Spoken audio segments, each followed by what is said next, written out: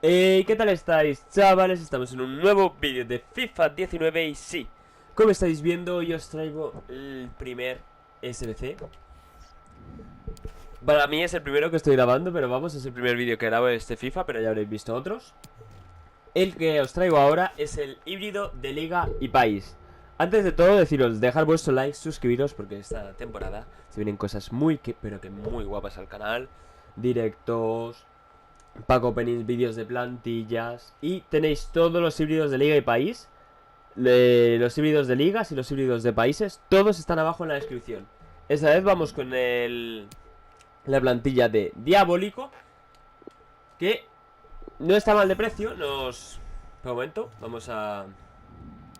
Nos dan un mega sobre y vale 12.000 monedas. Siempre recomiendo que hagáis estos SBCs porque la verdad que merecen bastante la pena.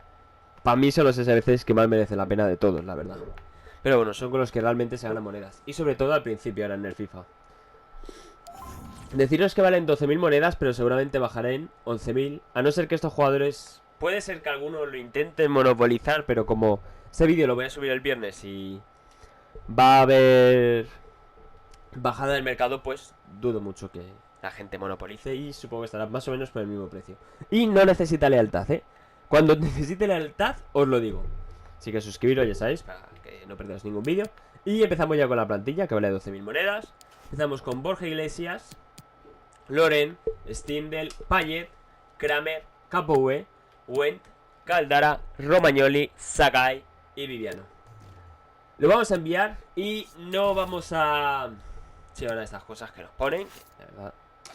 Viene bien, pero muy torpe hay que ser para que se te vaya algún jugador bueno en un SBC. Yo voy a seguir grabándolos todos. Y el viernes, seguramente lo suba el sábado, mi primer Grand Pack Opening de FIFA 19. Así que nada, solo deciros esos. Haré también los Marquesina o Marquestafa.